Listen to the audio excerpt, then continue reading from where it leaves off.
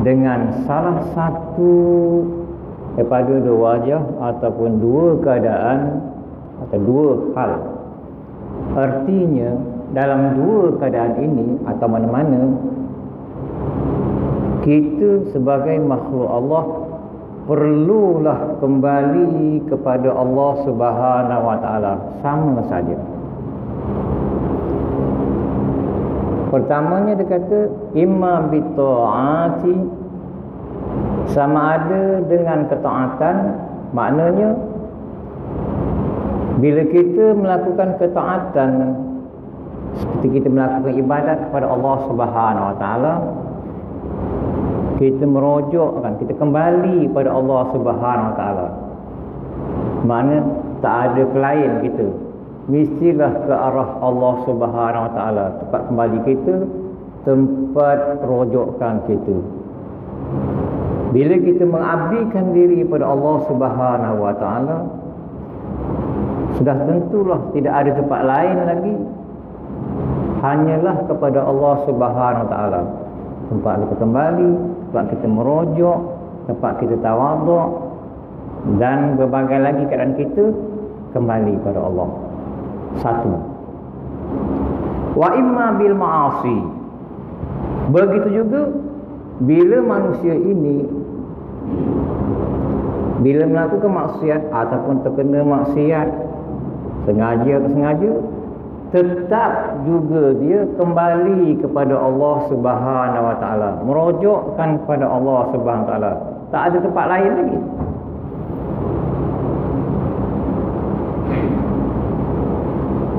Macam budak kecil, bila mak dia marah dia kan, pukul dia, dia tetap datang pada mak dia, peluk mak dia. Mak dia marah, pukul dia, tetap datang pada mak dia, peluk mak dia. Padahal kena pukul. Maka begitulah hamba Allah, bila keadaan dia dimarahi apa, tetap kembali pada Allah Subhanahu Wa Taala. Ke mana lagi kita nak balik melainkan kepada pencipta kita, iaitu Allah Subhanahu Wa Taala. Maka dia gambarkan di sini, kata dia, apabila seorang yang taat itu, dia takjub, pelik dengan diri dia, bangga dengan diri dia dengan ibadat. Memang ada orang macam gitu. Kadang-kadang mana rendah pada orang lain. Lepas tu kita, apa juga keadaan kita bukan melihat orang itu, kerana masing-masing cari ibadat dia kepada Allah Subhanahu Taala, cara dekat diri dia kepada Allah Taala berbeza dengan kita. Berapa banyak makhluk tak sama cara dia mengabdikan diri kepada Allah.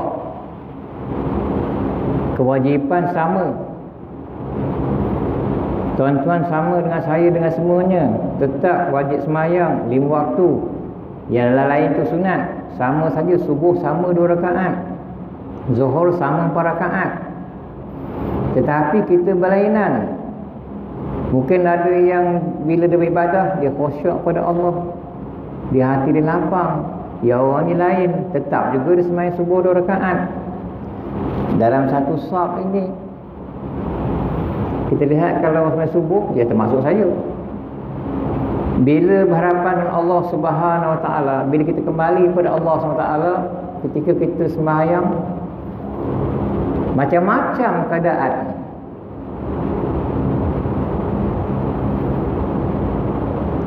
Ada orang yang betul saya khusyuk dengar imam baca surah ayat sajadah, khusyuk, hati tenang. Ada orang bila takbir Allahu Akbar, wah dah, lepas ni mana nak warung aku ni, lepas ni mana nak itu ni, gini mana ni, ni kan biar aku dah masak, yang ni ke mana, ni kan minyak motor kita tak isi lagi ke, dah macam-macam kepala kita. Tak sama. Tapi tetap juga ibadat. Tetap dia kita kembali pada Allah Subhanahu Wa Taala. Ya, Allah Maha mengetahui keadaan kita. Tapi bila kita mana rendah pada orang lain, yang mana perkara itu kita kembali kepada Allah, kita sebagai hamba yang lemah, yang hina di hadapan dia, Kita mana hina pula orang lain. Sedangkan kita daripada Allah Ta'ala, kita sendiri hina daripada Allah Ta'ala. Mesti rasa hina, rasa rendah diri sebagai makhluk.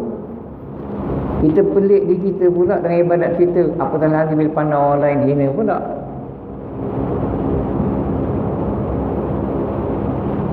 Sifat yang ada pada makhluk itu, pada kita ni, yang keji, yang dicela, riak, menunjuk, takabur, besar diri, ataupun ujub, ni jarang ni. Bangga diri. Contohnya masa kita belajar kat sekolah atau kat mana pun, kita tengok orang tu asyik tanya je, tak faham tanya je. Kita pun cakap dalam hati, apalah orang tu, asyik tanya je, benda ini pun tak faham. Aku ni gini pun mudah ke faham ni. Dia pun senang lah faham benda lah. Itu pelik di sini tu. Itu haram juga hukumnya. Ditegak maksiat hati. Walaupun hati tu tak nampak orang tu dengki, khianat dalam hati dia, maksiat hati, penyakit hati. Siapa yang nampak? Siapa yang tahu? Melainkan Allah Subhanahu Wa Taala. Dia angkuh, dia mandang diri pada, maka mandang rendah diri pada orang lain, mandang hina pada orang lain. Siapa tahu?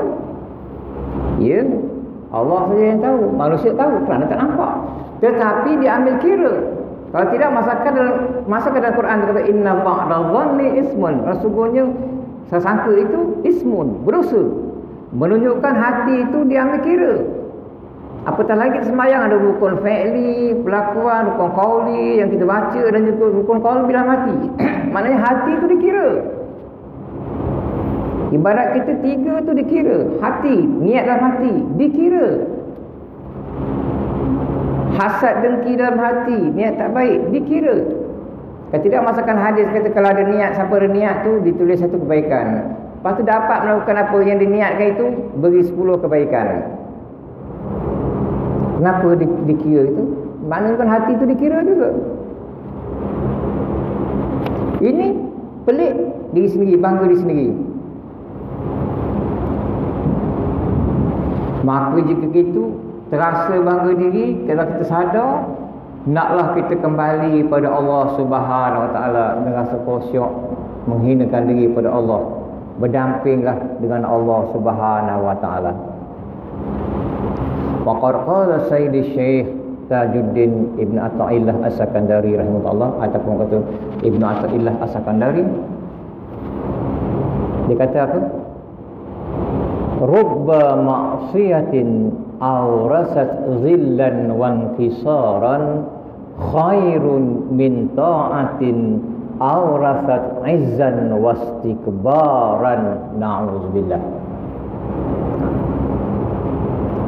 Moga-moga boleh jadi maksiat yang mewariskan, yang menyebabkan seorang itu rasa hina dan juga pecah hati, dia rasa hina kerana buat maksiat, rasa pecah hati dia, luluh hati, atau rasa dah tak boleh lagi, rasa hilang kawalan, apa aku ni nak jadi disebabkan maksiat,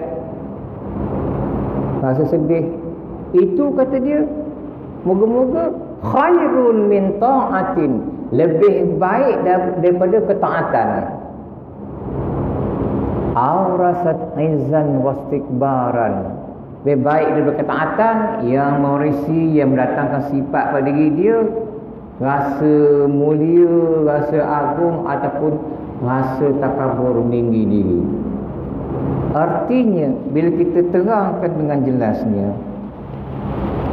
kalau bawa pada seorang itu yang melakukan maksiat, tetapi dia rasa hina sebagai maksiat dia, terasa dia ni buat dosa, terasa hina daripada Allah SWT, hati pecah kerana orang buat baik, aku dengan maksiat sibuk, dia rasa diri dia teruk sangat kerana maksiat banyak. Itu lebih baik daripada orang yang taat, yang dalam diri dia ada rasa kemuliaan, rasa kemegahan, dan rasa bangga diri, takabur. Macam kita contohnya kan, kita pakai serban, kita pakai jubah, kita makan ikut sunnah gini, macam-macam. Bila tengok orang tu, apalah teruk orang tu, tak ikut sunnah Nabi, teruknya makan itu gaya ni, teruk. Banyak rasa cela orang lain rendah diri disebabkan dia ikut sunnah dia itu, ini dia ikut dia taat, dia pandang rendah pada orang lain, tak pandang orang lain, rasa rendah diri pada orang, rasa rendah, pandang rendah pada orang lain. Itu lagi berbahaya. Sifat seperti itu, yang itu kalau ada daripada dalam diri kita, jaga-jaga tu, segera dibuang. Pandang rendah pada orang lain sebabkan kita taat, kita elok pada orang lain, itu tidak. Apa yang tak eloknya? Disebabkan kita ada angkuh diri kita tu, takabur, ada rasa mulia, orang lain rasa pandang hina pada orang lain.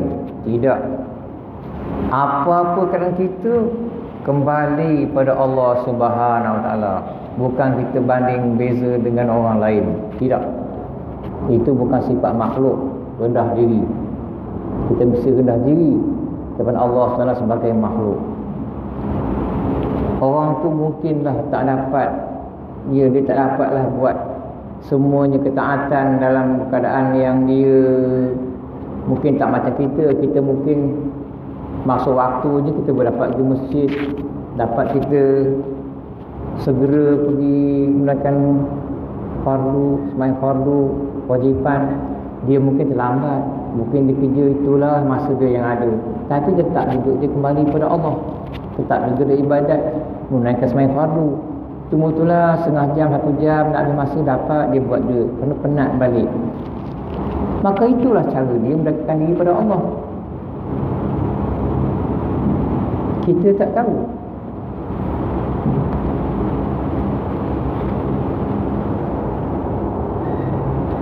Itu sebenarnya kita beradab dengan Allah SWT, yang kita ni makhluk, yang itu manusia sama kita pun makhluk juga. Tak sama cara dia beribadat, cara dia mendekatkan diri pada Allah SWT. Sama ada kita taat, kita jumuh dan maksiat, tetap juga kita kembali pada Allah Subhanahu Wa Taala, merujukkan kepada Allah Subhanahu Wa Taala. Tak boleh lari.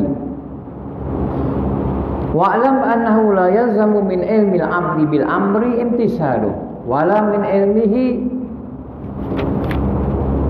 bin nahyi ijtinabuh. Kata Syekh Syarani lagi, ketahuilah tak semestinya daripada ilmu seorang hamba itu dengan perintah Allah tu, tak mestinya dia boleh taat semua, boleh melakukan taat. Dan juga dengan ilmu dia tak boleh juga dengan perkara yang ditegah, tak boleh juga nak menjauhkan diri, belum tentu lagi dia dapat. Walaupun dia tahu ini haram, ini halal, ini wajib, ini makruh, ini harus, ini sunat, belum tentu lagi kita boleh dapat buat. Kerana ilmu yang ada pada kita ini semata-mata untuk, kata dia, mentaati perintah Allah, imtisalan li awamirillah, untuk bawa pada ketaatan, mentaati perintah Allah. Sama juga kita tahu perkara yang wajib, sunat ke apa tu, semuanya itu untuk kita mentaati perintah Allah. Sama juga kita tahu itu haram, ditegah, kenapa ditinggalkan, juga mentaati perintah Allah. Kalau kita kata kita nak ilmu dari segi beradab, kata dia, engkau tak akan mampu, kata Syekh Syarani, engkau tak akan mampu janji dengan Allah tu nak beramal dengan semua ilmunya, tak akan mampu.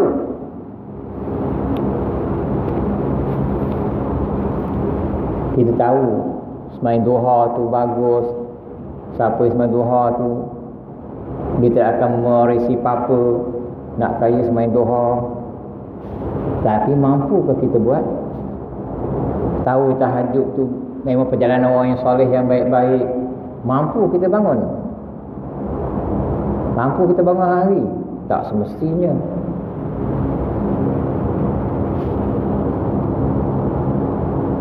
Sebab tu dia kata, kadang kata dia, fa inna halaka yukazibuka, kadang hal kau ni membohongi kau. Engkau tahu ilmu ini, tapi engkau sibuk. Kenapa engkau tak buat? Fa innaka ta'rifu fadl witri wa adada rakaati. Engkau tahu kelebihan witir dan juga bilangan rakaat dia. Wa duha juga tahu kelebihan duha dan rakaat dia. Wala taf'al syai'an min zalika. Engkau tak buat pun kata dia. Engkau tahu kelebihan itu, kelebihan ini, tapi kau tak buat. Maknanya ilmu engkau tu, keadaan kau tu membohongi engkau kata dia. Engkau tahu tapi engkau tak buat. Tahu sedekah wajib tapi tak buat. Wa tabhasu fi fadli salatil kusuf. Kau tahu fadilat sembahyang gerhana kerana bulan kerana matahari. Wala taf'al. Engkau tak buat juga. Wa tabhasu fi babi sadaqati. Engkau bahaskan pada bab sedekah. Cakap pasal sedekah, cakap ini, tapi kau sendiri tak buat juga. Wala tatasaddaq, dan kau sendiri tak sedekah. Wa tabhasu fi adabi saum. Kau bahaskan adab-adab puasa kata dia. Wala taf'al. Engkau tak buat pun kata dia. Wala taf'al wa kadzalika adabal i'tiqad. Engkau bahaskan adab i'tiqad, wasiyah wal bai'i, dan juga lafaz jual beli engkau tak buat juga. Kita tahu belajar nak beli mesti cakap saya beli, saya jual. Beli tak juga. Maka warung tuan-tuan tak cakap saya beli, saya jual. Ni kau beli memanglah makan tu. Kalau beli buat balik, sama juga makan situ, sama juga beli. Nampak cakap bila bayar, okey saya beli. Tuan warung cakap, ni cakap saya jual. Tak barang tu free ke apa beri? Saya kalau jual beli orang Cina cakap, Cina cakap amanya. Okey saya beli. Dia cakap okey. Lain kali kalau orang Melayu Islam cakap saya beli, awak cakap saya jual. Oh itu macam ke? Itu macam. Tak, ini free ke apa? Kau cakap ini saya beli, ini tak payah bayar, ini free. Kau cakap kan, ini jual. Ni cakap saya jual, saya beli. Oh, tu macam ke? Bila saya kedai dia, okey. Saya jual. Depan dia, saya beli. Boleh pun dia ajar. Kita tahu lapas jual beli tu. Imam Syafi'i mesti ada lapas tu. Tak boleh, ada kita berangkat kita beli, ada kala kita pinjam, ada kala kita sedekah kan. Mesti cakap. Ini apa? Beli, jual, free. Cuba kalau kita cakap, ni barang ni keladi ni macam mana? Sekilo RM2.5 atau sekilo RM3. Kita dah beli cakap sekilo RM3, jual. Tapi dia cakap. Cuba cakap, saya nak 2 kilo, dia timah 2 kilo. Kita balik, duit. Saya cakap saya nak 2 kilo, dah lain cerita dia. Jual. Apa cakap? Saya jual. Oh, saya beli. Apa ni? 2 kilo, RM6. Okey. Saya beli, saya jual. Betul lah itu dia beli. Kalau tidak, boleh dituntut di akhirat. Kita beli telur, sebutir telur, kata telur, apa sen sebutir telur. Kita lama tak makan telur. Makan tidak, harga tahu. Makan tahu harga telur berapa. Makan tahu harga telur tak tahu berapa. Katalah 40 sen sebutir. Atau telur besar tu, akan datang telur besar, telur apa jenis jenis A+ telur besar. Sebutir berapa? Sebutir 53 sen. 53 sen kalau 2 butir, 2 butir RM1 6 sen. Betul? RM1 6 sen. Okey, dia bayar RM1 10 sen. Ada 4 sen lagi. Kena beritahu ini 4 sen ni halal halal. Habis cerita dekat akhirat tak boleh tuntut. Tetapi tukang kedai senyap, yang beli pun senyap, ya boleh tuntut akhirat. Pasal apa? Tak settle 4 sen tu. Ni settle kan? 4 sen ni halal halal. Habis tak boleh tuntut. Pasal apa? Ada lapas itu halal. Kita jalan aja. Oh ya boleh tuntut.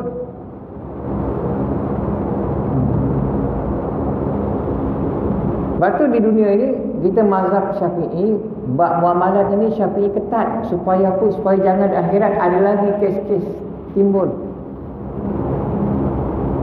Mazhab Hanafi ibadat dia longgar. Ibadat dia ketat, muamalat dia longgar. Kita Syafi'i muamalat kita ketat, ibadat kita longgar. Kenapa ibadat longgar kita mazhab Syafi'i?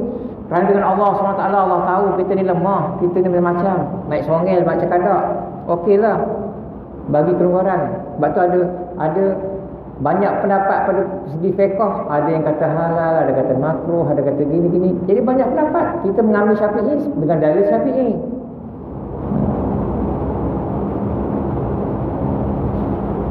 Kenapa tak mau dalam masalah muamalah ni?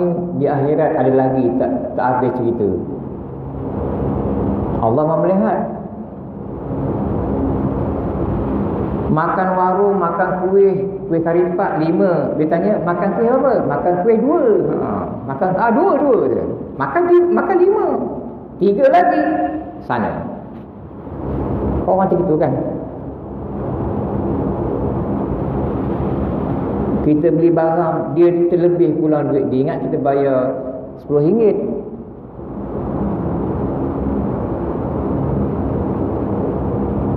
Balik kan. Dia balik lebih. Padahal kita bayar RM5. Dia balikkan lebih. Pasal apa dia sana kita bayar RM10? Padahal kita bayar RM5. Patutnya bayar taklah sebanyak mana bayar baki RM10. Kita diam aja. Dalam hati kita, orang beri aku ambil lah. Ya, akhirat dia tuntut. Ya, kerana bukan hak kau. Suatu pun kita bilang, encik, saya bayar RM5 ni lebih, kan? Saya bayar RM5, jadi balik dia kata tinggi dosa je. Bau betul, bau sah-sah kita, etika kita ataupun integriti kita sebagai orang Muslim, orang mukmin. Tahu ini hak orang, tak boleh ambil. Baki aku RM3 lebih aja, ambil ni tak. Saya bayar RM5 tadi, bukan RM10. Oh ya. Ada orang jalan tu, orang beri aku ambil lah kata. Ya, sana kau tahu nanti. Allah Maha mengetahui. Allah Maha mengetahui. Itulah, tahu benda ni hak orang, benda ni haram. Mengapa kau ambil? Ni masalah dia, hak Allah ni. Tak kembali pada Allah. Maknanya, Allah nampak. Allah tahu. Ke akhirat dituntut nanti. Ya, tahu macam itu. Betul, rojok pada Allah. Nak puasa makan, tak nampak makan, orang tahu kan. Kita sungai minum air, bukan orang tahu. Atau mandi minum, sambil mandi minum siram. Tahu? Allah tahu. Kenapa kita takut? Kerana kita ketika itu kita kembali kepada Allah, merojokkan kepada Allah. Begitu. Ini engkau tahu, tapi tak buat. Tahu lepas dia beli, saya jual. Cakap, saya beli, saya jual. Dia cakap, saya beli. Dia cakap, yelah kau belilah. Habis ni free ke? Syarahlah balik orang tukang kedai. Sekarang kita lupa. Selalu saya beritahu tuan-tuan, dalam kita bangun daripada bangun tidur hinggalah kita tidur balik tempat kita, kita tak lari daripada 4. Sama ada kita taatkan Allah, sama ada kita engkarkan perintah Allah, sama ada kita ini berada dalam nikmat, dan sama ada kita berada dalam keadaan musibah atau timpa balak bencana. Sama ada kita berada dalam taat, lawan dia kita berada dalam keadaan maksiat. Sama ada kita berada dalam keadaan nikmat, lawan dia kita ada dalam balak. Empat-empat ini, kata Syekh Ibn Atha'illah As-Sakandari, baik untuk orang mukmin. Kenapa? Bila seorang mukmin itu berada dalam keadaan taat, dia ingatkan Allah, dia puji Allah, dia besarkan Allah, dia rasa bersyukur kepada Allah Subhanahu Wa Taala. Bila dia berada dalam keadaan maksiat, dia sedar terlanjur, bila dia kembali kepada Allah, dia beristighfar, dia mohon keampunan pada Allah Subhanahu Wa Taala, dia bertobat. Bagus juga untuk orang mukmin. Bila dia berada dalam keadaan dapat nikmat, dia bersyukur kepada Allah Subhanahu Wa Taala, dapat rezeki banyak, ya sedekah ini, bantu orang susah. Rezeki banyak, tengok orang susah, bantu. Kenapa? Dapat nikmat Allah. Bila dia berada dalam musibah, dia tiba musibah, dia bersabar. Semua terbaik atau mungkin bersabar. Dalam masa COVID-19 tak boleh keluar ni, banyak kena buang kerja ni, sabar aje. Tukang driver terbang tu gaji berapa? Satu trip. Kena buang kerja pasal masalah, sabar aje. Kerja pandai buat motor hantar. Driver pilot, engineer kapal terbang. Kena buang kerja, hantar pandai naik motor. Terpaksa kak atau dia duit tak ada. Paru megari lawa. Tolong bapak dia ke pasar dia jual ikan. Tu ratu pasar. Lawa, kena buang kerja. Pilot tu satu trip, dulu saya tanya satu trip tu sekali driver tu 800 kat 100 kat 1000 satu trip kapal terbang driver. Balik kan sebulan berapa trip? 800 sehari. Kita cikgu gini pun depan yang budak lagi yang macam-macam perangai. Ya. Cikgu ketam baiki kayu. Kayu datang tu yang berduri, yang berlubang, yang kopak, yang beranai, yang apa lagi teruk kayu datang. Cikgu nak ngetam, nak betulkan, nak elokkan yang berduri, yang berlubang, yang nanai, yang lapuk macam mana nak buat. Terpaksa ikut aku yang betul kayu, cikgu. Berdepan manusia gitu juga. Tukang kedai, manusia datang di warung apa gini, macam-macam perangai, nak air lebih manis, susu tak nak kurang, gini-gini lah, macam-macam. Itulah manusia. Kenapa manusia banyak main itu yang angkuh, yang ada angkuh ini? Kerana tak kembali kepada Allah SWT, tidak berdoa kepada Allah, tak ada rasa dihina sebagai hamba Allah. Itu jadi dia angkuh. Rasa nak itu, nak rasa supaya orang dengar cakap dia je. Pasal apa? Angkuh.